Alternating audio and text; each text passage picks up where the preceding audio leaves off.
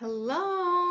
Oh my gosh, this is so exciting. I haven't recorded a live session on Spreaker in a while. And I'm really happy because I don't know if you recall, if you heard the last episode where I was reading this article from this woman and also telling you that there was this other article, which is the one that I really wanted to read, but I couldn't find it. And I was reading the other one instead. But now I have found that article, the one that I wanted to share, which is titled To Love, Let Love Love You. And I'm super happy because I finally get to share it. This article I read one day that I was just really sad in my mind, kind of felt stuck, and um, it's an article which is in the Miracles magazine publication, monthly publication. This is a magazine that's published by the One Mind Foundation, which is directed by John Mundy and David Fishman, who are both super long-time teachers and students of A Course in Miracles. And so they have all these articles within that magazine. You can actually get a subscription of it if you go on his website. But yes, this article just found me in such a beautiful place of like surrendering, and I just remember thinking how much I wanted like all of my, and I don't know why specifically, like I thought of my female friends to be able to listen to this and to allow themselves to be embraced by this, in troubling times, in times of hardship, in times of doubt, in times of where we see no way out, where we think that all is left is just to succumb, to feel resigned into a situation and just feeling helpless. So that's where my wish is for everyone that's hearing this, to be found by this love that is shared through this article. So let's get to it.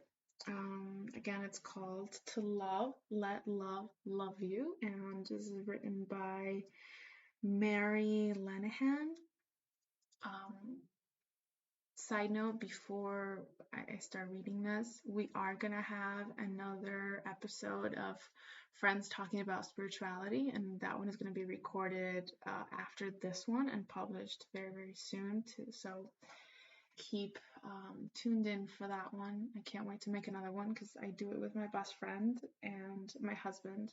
Both are students of A Course in Miracles for many years, and we just decided that we were gonna basically record our conversations, and because they were always so helpful to us, and we thought, well, people that are either starting on the path or just want the path to be spoken of in very reachable terms, that it will be helpful to them. So that will be in our next recording, and I think it'll be titled like episode 2, just so you can find it easier. Also, since this is kind of like a comeback of our English episodes, my English episodes, because for the last couple of years, all of my recordings have mainly been in Spanish. So if you are getting these and they are helpful to you, if you want to leave a comment or something, just so I know that it's being received and that you want more of it, that would be great.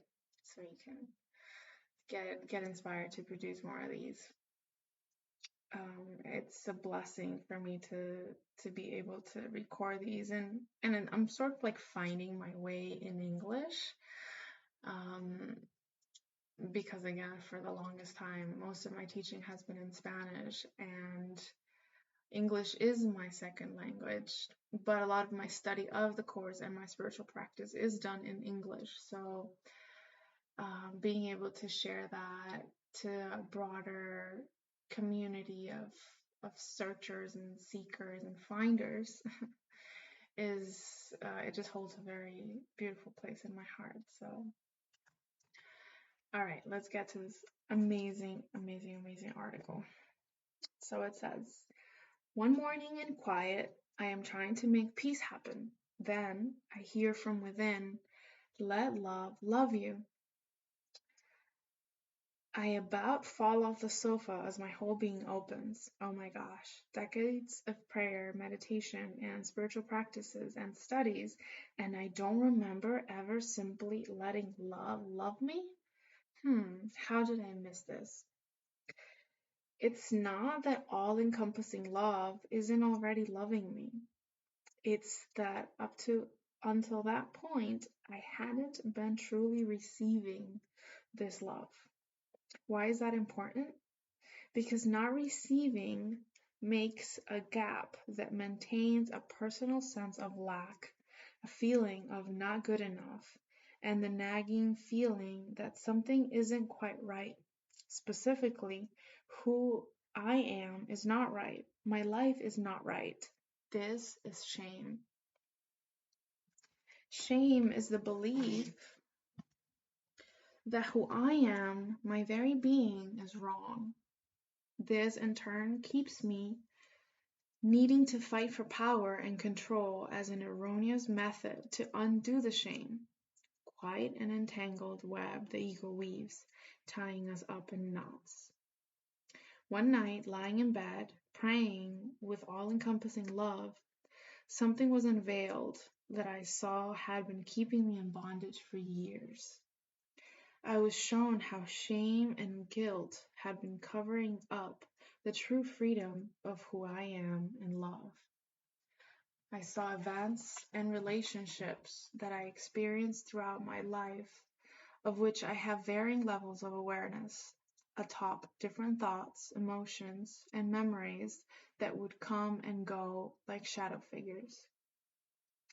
They lay just beneath the surface, day in and day out, enough to cause a sense of discomfort, confusion, sadness, and sometimes anger, rumbling behind the scenes of daily life. I began to see clearly the damage, shame, and guilt were doing in my relationships with myself, others, and even with love itself. As I prayed, the buried knots of guilt and shame came into awareness and gracefully untied. I don't have to live with these knots. Carrying around shame, quite unconsciously, had been sabotaging my whole life. How I saw myself and others, the pressure I put on myself to be better and do more, and prove that I am worth something. I saw how I am free of all of this as I receive love. In this moment, I am sure that this healing I received happened because of my willingness and practice of letting love love me over the past few years. Receiving love, which I assumed I was already doing, lets the light in. Let in is the key action, and it is an action. Have you ever experienced your mind in knots, your heart in knots, your stomach in knots? The practice of receiving love helps me, and it may help you. Perhaps we err in trying to convince ourselves we are worthy without pausing to receive the all-encompassing love who established our worthiness. Putting the cart before the horse, believing that I am worthy of love. Believing that I am unworthy of love, unworthy of love's attention, care, affection, and grace, can be healed simply in my practicing letting love love me. I don't have to believe it, only practice it. For years, I was aware of the presence of peace, of being surrounded by love, hearing the voice of wisdom, yet I wasn't fully receiving what was being extended. I was keeping my distance. Now I practice allowing these graces to be my source for everyday living. Unworthiness, which we hear about a lot, kept me from receiving all that love is and who I am in love for years. What is unworthiness? In my book, Pause for Inspiration 2009, I received the following. Again, this is Mary's book, it's part of the article. This is what she says in her book, the message that she received. Meet unworthiness. You have heard of character defects? Well, this cubicle character has imagined quite the assortment. But his favorite imaginary character defect is unworthiness. A proud child of fear and guilt, who are both descendants of the little thought, I am alone. When the cubicle, self, heart-divided mind, ego, experienced itself alone in its cubicle, squared off, boxed off, and cut off from life, it freaked. Where am I? Who am I? Why am I? Suddenly it was nowhere. Yikes. Unworthiness came into its little, edgy nowhere mind and promised to keep it company and be its best friend forever. Our simple choice to receive and accept our worthiness is what will ground us in an everlasting sense of security, peace, and living joy. This is on page 261 of her book. Worthiness can be discussed as if it is a concept. I find that unhelpful. I experience worthiness as a felt experience of being loved and loving. Love, in my experience, is also not a concept, but a living well of being. Inspiration within walks with us to the well as we are willing to be companioned. Worthiness is my substance, not my best friend, but my true friend. I can even sense worthiness at a bodily level as I place my heart, my mind, and body in the service of love in my daily routine. Lean into love, and love will undo the knots. Let's do it right now. Let us join together and practice. Pause for love. Wherever I am, whatever I am doing, whomever I am with, take an unhurried breath.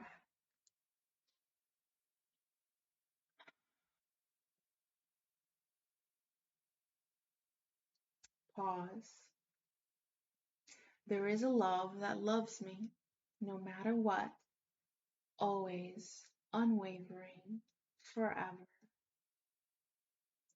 Receive. With this breath,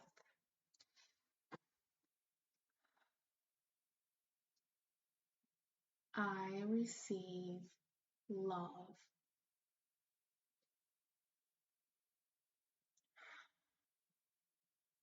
With this breath, I receive love.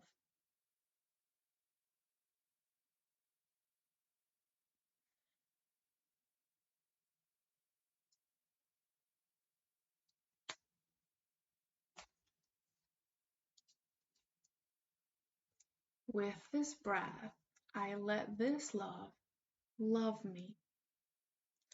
I receive this unwavering love.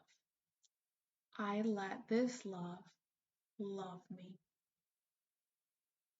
Love myself. In this moment, right now, what does this love want to share with me on how to love myself? Love others. In this breath, as truly let this love love me, I will truly love others. Love heals what I thought could not be healed. Loves what I thought could not be loved. Everyone is worthy of a pause. I can pause for love. Wherever I am, I can pause for love. Whatever I am doing, I can pause for love. Whomever I am with.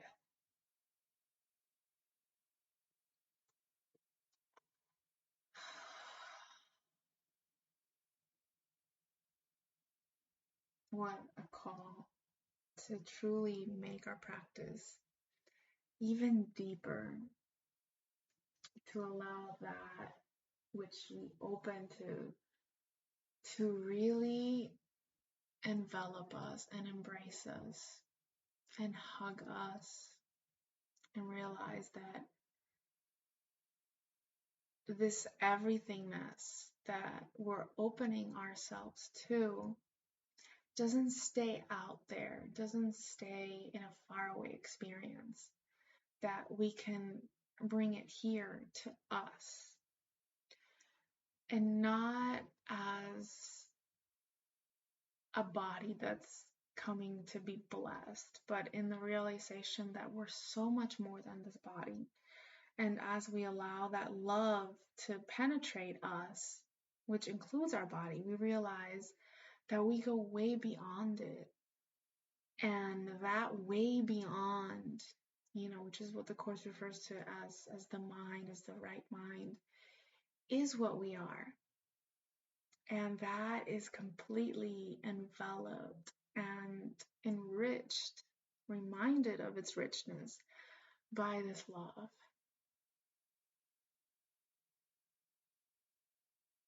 I'm so grateful for this article that Mary published because, again, yes, it's a call to take it deeper, allow it to fill you even more and more, to uncover what you truly are. So thank you. Thank you for sharing this moment with me. Let's remember that yes, we can pause for love. We can pause for the undoing of our ego and receive it with grace, with gratitude. Because on the other side is only our deeper, deeper, deeper freedom. And that's what we truly want.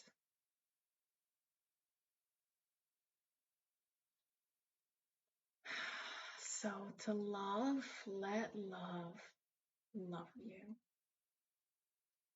I love you all, and we will see you next time. Huge, huge hug.